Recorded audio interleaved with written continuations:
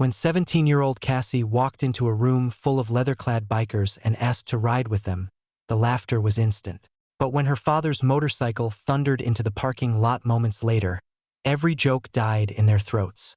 Because the patch on his jacket told a story none of them could ignore, and Cassie was about to prove she was worthy of carrying it forward.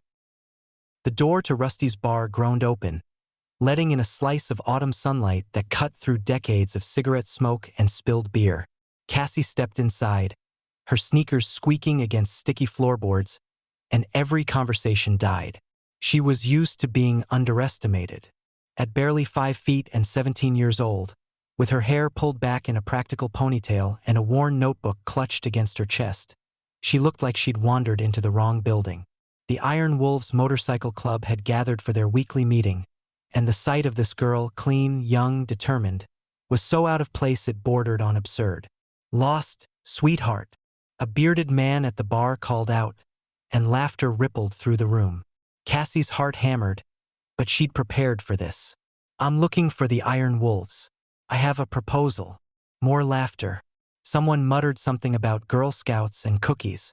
Derek, a younger member with arms covered in fresh ink, leaned back in his chair. "This ought to be good." She moved to the center of the room, forcing herself to meet their eyes. "I'm a senior at Lincoln High. For my final project, I'm documenting American subcultures. I want to ride with you, observe, tell your stories." The room erupted, not with anger, but with the kind of laughter that comes from pure disbelief. A school project? This kid wanted to tag along on their rides like some kind of anthropologist studying exotic animals? "Honey, this ain't a petting zoo," an older woman named Maria said, though her tone was gentler than the others. Cassie opened her mouth to respond when a sound cut through everything else, the deep, unmistakable rumble of a Harley-Davidson approaching. Not just any bike. The engine had a specific growl, a rhythm the Iron Wolves knew in their bones. The laughter stopped. Graham walked in, and the air itself seemed to rearrange around him. He was 58, with silver threading through his beard and eyes that had seen things most people couldn't imagine. The leather cut he wore was faded, patches stitched with the care of someone who understood that some things were sacred. On his back, the Iron Wolves emblem sat above a smaller patch. Founding member, 1971. He looked at Cassie, then at the room. "Dad," Cassie said quietly. The word landed like a grenade. Hank, the oldest member present, let out a long breath. "Well, hell." Derek's smirk vanished. Maria straightened. The dynamic had shifted completely, and everyone knew it. You didn't laugh at a founding member's daughter, not without consequences. Graham moved to stand beside Cassie, and she caught the familiar scent of motor oil and leather. He didn't touch her, didn't offer comfort, but his presence was a shield nonetheless. "You want to tell them, or should I?" he asked her. Cassie swallowed hard. This was her moment. "My project isn't just about motorcycles or leather jackets. It's about what happens when soldiers come home and the world doesn't make sense anymore. It's about the men who gave my father a reason to keep breathing when the VA couldn't. It's about the brotherhood that saved his life." The room went still in a different way now. Several members shifted uncomfortably. This wasn't what they'd expected. Graham's voice was rough. 71. "I came back from Saigon with more ghosts than memories. Couldn't sleep. Couldn't work. Couldn't figure out how to be human again." He paused. "These men taught me, gave me purpose. A family when I couldn't recognize my own." Hank stood slowly, his weathered face thoughtful. "The girl wants to understand. Maybe that's not the worst thing." "It's club business," Derek argued. "We don't need some kid writing about us for extra credit." "It's not extra credit," Cassie said, finding her voice again. "It's everything. My dad never talks about the war. Never talks about how he survived it. But I've heard the bikes on Sunday mornings. I've seen how he changes when he comes back from rides. I want to understand the thing that gave me back my father." Maria's expression softened. Others nodded slowly. Even Derek couldn't find a quick comeback. Graham looked at his daughter with something like pride mixed with concern. "It won't be easy. Long rides. Early mornings. We don't slow down for anyone. I know. And you'll earn your place. Being my daughter gets you in the door. Everything after that is on you. I understand. Hank raised his beer. Then I say we give her a shot. Anyone objects. The silence was answer enough. Derek looked away, jaw tight, but said nothing. Cassie felt something release in her chest. She'd done it. The hard part, she thought, was over. She had no idea the journey had only just begun. The first ride nearly broke her. Cassie had imagined something romantic. Wind in her hair, open roads, freedom. Reality was cramping legs, a sore back, and the constant anxiety of keeping up with riders who'd been doing this for decades. She rode behind her father on his Harley, gripping tight as they took Highway 9 through the mountains, her notebook sealed in a waterproof bag strapped to her chest. 3 hours in, they stopped at a rest area. Cassie climbed off stiffly, trying not to show how much everything hurt. Maria appeared beside her, offering water. "First long ride always kicks your ass," Maria said, lighting a cigarette. "You'll adapt. Or you won't." "I'll adapt," Cassie said, perhaps too quickly. Maria studied her through smoke. "Your dad tell you why I'm here? Why they let me in?" Cassie shook her head. 1978. My husband rode with them. He died on this highway, drunk driver crossed the median. I showed up to his memorial ride wearing his cut, and nobody knew what to do with me. She exhaled slowly. I told them I wasn't leaving, that my old man's legacy was mine to carry too. Took 2 years before they stopped treating me like a ghost. How'd you change their minds? Didn't change anything, just kept showing up. Eventually, they realized I wasn't performing grief. I was living it. Same as them. Maria flicked ash. "You're not here to play dress up either. I can see that. But Derek? He doesn't see it yet." As if summoned, Derek appeared, pulling off his helmet. "We're burning daylight. Some of us have actual jobs tomorrow." The ride continued. Cassie's muscles screamed, but she didn't ask to stop. At a diner outside Millbrook, the group spread across booths, and Cassie finally pulled out her notebook. This was why she'd come. Hank slid into the seat across from her, coffee steaming between his weathered hands. "You want stories? I'll give you one." He told her about his younger brother, Jimmy, how they'd bought matching bikes in '69, how Jimmy died 3 months later when a tire blew on Interstate 40. "Graham found me 2 days after the funeral, sitting in my garage with a bottle and my brother's helmet. Didn't say much, just sat there. Came back the next day, and the next. Eventually dragged me to a ride. Told me Jimmy wouldn't want his bike gathering dust." "Is that when you joined?" Cassie asked, writing quickly. "That's when I learned what these men really are. Not rebels, not outlaws, just people who understand that grief is easier when you're moving forward." Across the diner, her father sat with 3 other vets, their conversation low and serious. Cassie caught fragments, mentions of names she didn't recognize, places that sounded like military bases. This was a side of Graham she'd never accessed, a language spoken only among those who'd shared certain experiences. The waitress brought food, and Derek deliberately sat next to Cassie, crowding her space. "Getting what you need for your little report? It's not a report. It's documentation, right? Documentation." He bit into his burger aggressively. "You know what happens when outsiders write about us? They get it wrong. Make us look like criminals or clowns. Which one are you going for?" "Neither. I'm trying to understand." "You can't understand," Derek interrupted. "You're a tourist. You'll finish your project, get your grade, and forget we exist." Maria's voice cut across the table. "Derek, that's enough." "It's fine," Cassie said, meeting his eyes. "You're right that I'm an outsider, but my dad trusted these men with his life. That means something to me. If I do this wrong, I'm not just failing a class, I'm failing him. So yeah, I'm going to get it right." Derek held her gaze, then looked away first. That night, back at the clubhouse, Cassie sat on a worn couch reviewing her notes while the others played pool and swapped stories. Her phone buzzed, A text from her mom asking if she was okay. She typed a response, then noticed her father stepping outside to take a call. Through the window, she watched his body language shift. Tense. Surprised. When he returned, Hank intercepted him. "That who I think it was?" Hank asked quietly. Graham nodded slowly. "Tommy heard about the project. Wants to talk." The name rippled through those close enough to hear. Tommy. Even Cassie recognized it. A name mentioned rarely, always followed by silence. "After 15 years? Maria's voice was careful. "Why now?" "Said he's been following the club's social media.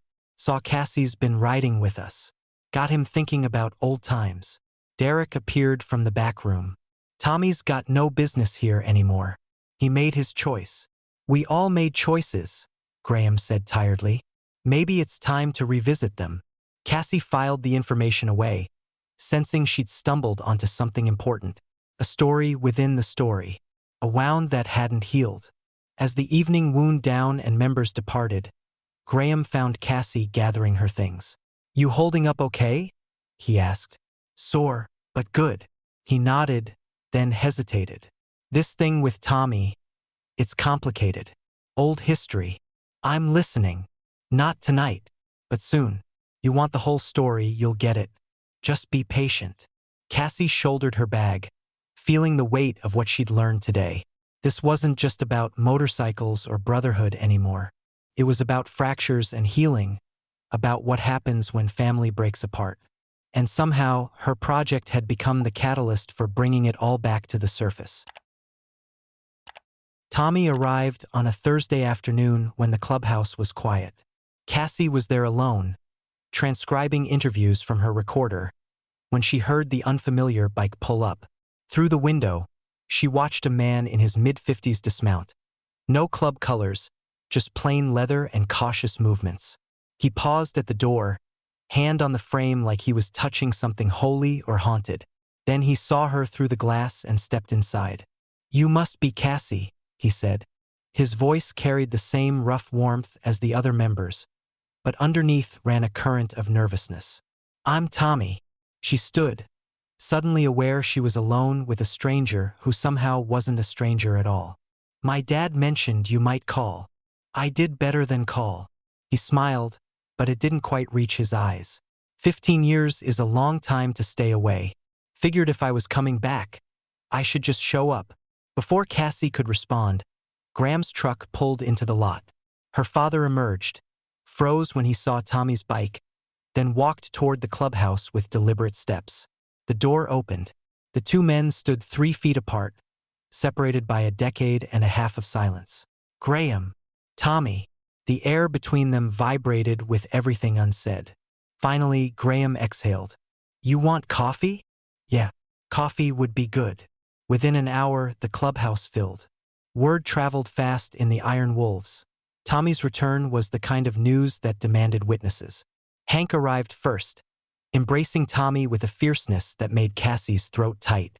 Maria came next, more reserved but clearly moved.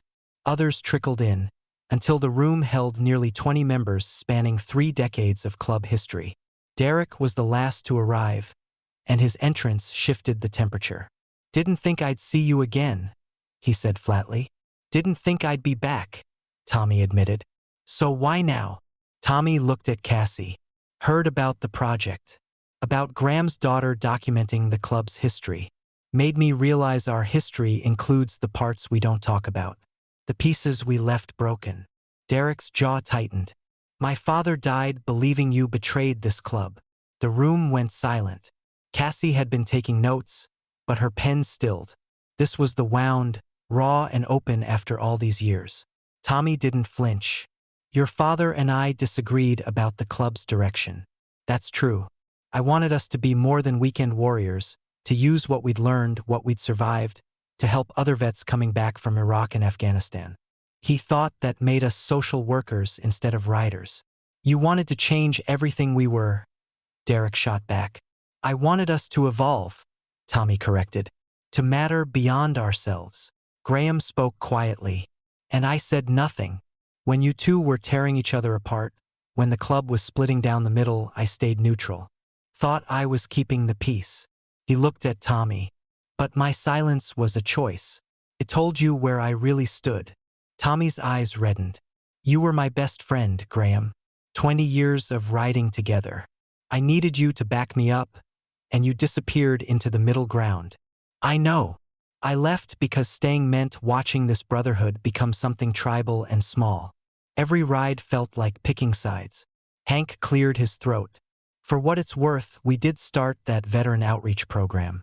3 years after you left. Derek's father fought it right up until his heart attack. But we did it. Tommy looked stunned. You did. Wasn't the same without you, Maria added. But yeah, we help transition vets now. Connect them with resources, bring them on rides, give them community. It's small, but it's real. Cassie watched her father's face transform. Surprise, regret, something that looked like relief. We never told you, Graham said. Pride, I guess. Didn't want to admit you'd been right. Derek stood abruptly and walked out. The door slammed behind him. Tommy moved to follow, but Graham caught his arm. Give him time. He's carrying his father's anger because he doesn't know what else to do with his grief. The gathering broke into smaller conversations. Cassie found herself beside Maria, who was wiping her eyes. This is bigger than your project now, Maria said. You've opened something that needed opening. Later, as the sun set and members drifted home, Cassie discovered her father and Tommy in the garage bay, working on an old Sportster that had been sitting broken for months. They moved in synchronized silence, passing tools without asking, falling into patterns learned decades ago. She stayed in the doorway watching. Her father said something too quiet to hear. Tommy laughed, a real laugh, not the careful kind from earlier. Then Graham's shoulders shook, and Cassie realized he was crying. Tommy gripped the back of Graham's neck, and they stood there, two men holding each other up over an engine that might never run again. But that wasn't really the point. Cassie didn't write any of this down. Some moments weren't meant for documentation. They were meant to be witnessed and held sacred. Outside, she found Derek sitting on his bike, helmet in his hands. He's not the villain you need him to be, Cassie said carefully. My dad spent his last year angry. Tommy, at the club changing, at getting old. Derek's voice cracked. I thought if I kept that anger alive, I was honoring him. Maybe honoring him means letting it go. Derek looked at her. Really looked, for the first time since she'd arrived. You're tougher than you look. You know that? So I've been told. He started his bike, then paused. Your project. When it's done, I want to read it. Yeah. Someone should get the whole story right. He rode off into the twilight, and Cassie returned to the garage where her father and Tommy were still working, still healing, still finding their way back to what they'd lost. The bike coughed once, twice, then roared to life. The memorial ride had been an Iron Wolves tradition for 30 years, always the last Sunday in May, always ending at Riverside Veterans Cemetery. But 3 weeks after Tommy's return, Graham called an emergency club meeting and proposed something different. We move it up. Do it next month. Make it bigger this year. Hank raised an eyebrow. Why the rush? Graham glanced at Cassie, sitting quietly in the corner with her notebook. Because waiting for things to be perfect means they never happen. We've got Tommy back. We've got Cassie documenting who we really are. Let's honor our fallen while we're still here to do it right. The vote was unanimous. Preparation consumed the next 4 weeks. Cassie found herself deeply involved in ways she hadn't anticipated. Maria taught her about the patches, each one a story, a life, a legacy stitched into leather. They spent an afternoon in Maria's sewing room, surrounded by cuts bearing names of men who'd never ride again. This one was Hank's brother Jimmy, Maria said, running her fingers over faded thread. This was Derek's father, Bull. And this, she held up a patch that looked older than the others. This was the first member we lost. 1973. Kid named Cassie, only 19. Cassie photographed each one, documenting not just the patches but Maria's hands, the needle and thread, the ritual of remembrance. Tommy and Graham spent their evenings in the garage. but now Derek joined them. The tension hadn't vanished completely, but something had shifted. One night, Cassie overheard Derek ask Tommy about the outreach program he'd envisioned.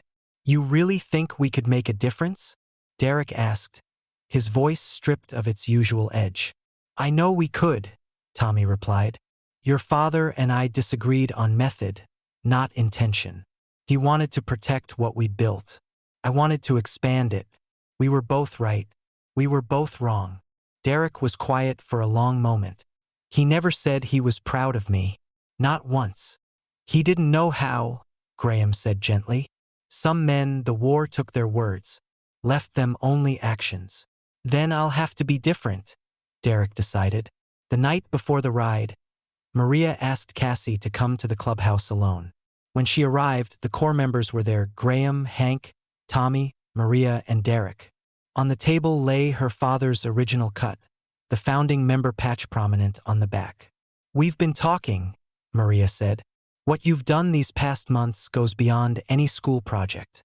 You've brought us back together, helped us remember who we are." Graham picked up the cut. "This has been mine for 54 years.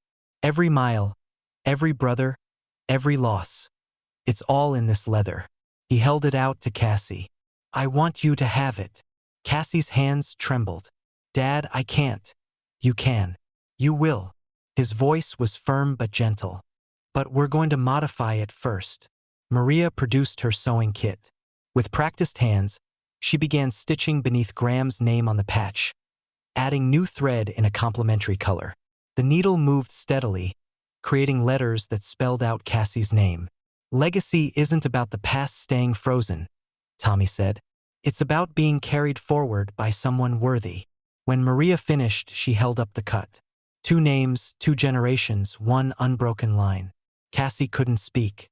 She simply nodded, tears streaming freely. The memorial ride began at dawn. 73 motorcycles gathered at the clubhouse, the largest turnout in Iron Wolf's history.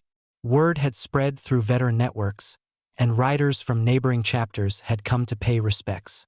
The rumble of engines was thunder given purpose. Cassie wore her father's cut, now their cut, with a pride that felt both enormous and humble.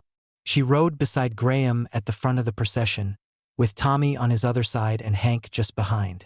The formation moved through town, a river of chrome and leather, drawing people to their windows and porches. At the cemetery, they gathered around a memorial stone engraved with names. Hank spoke first, his voice carrying across the assembled riders. Then Maria. Then others who needed to say names aloud, to remember friends who'd become ghosts. When they finished, Graham nodded to Cassie. She stepped forward, her notebook open to pages worn from constant revision. "I came to the Iron Wolves to study a subculture," she began. "But what I found was a family built from broken pieces. Men and women who learned that the opposite of war isn't peace, it's connection." She read excerpts from her interviews. Hank's story about his brother. Maria's journey from widow to warrior. Her father's confession about the darkness that nearly claimed him and the brothers who pulled him back. And then she read something new, written the night before. Tommy left because he believed in growth. Derek's father stayed because he believed in preservation. They were both trying to protect the same sacred thing. "What I've learned is that legacy isn't choosing between past and future. It's stitching them together with steady hands and refusing to let the thread break." Tommy and Derek stood side by side, and when Cassie finished, they clasped hands briefly. Not a resolution, but a beginning. The ride back was quieter, contemplative. At the clubhouse, members lingered over coffee and stories. Derek approached Cassie, his usual defensiveness replaced by something softer. "You coming back this summer?" he asked. "We could use help with the outreach program. Someone who knows how to tell stories right." Cassie looked at her father, who smiled. "Your choice, kiddo." She touched the patch on her back, feeling the weight of her name beside his. "Yeah, I'll be back." That night, sitting at her computer, Cassie opened her project file. 20,000 words documenting the Iron Wolves, but also documenting herself, how she'd arrived as an observer and left as something else entirely. She titled it simply, Brotherhood, a legacy in motion. Outside, she heard her father's Harley start up, joined moments later by another engine. Through the window, she saw Tommy pull up beside him. They exchanged nods, then rode off together into the evening, two old friends reclaiming miles they'd lost. Cassie saved her work and smiled. Some journeys never really end. They just keep moving forward, carrying everyone brave enough to hold on. Cassie learned that legacy isn't just about the past, but having the courage to carry it into the future, 1 mile at a time. Sometimes the greatest journeys aren't about the destination, but about honoring the road that was paved before you. What legacy would you fight to preserve? Share your thoughts in the comments below. And if this story moved you, hit that like button and subscribe to embrace the journey for more stories that remind us of what truly matters.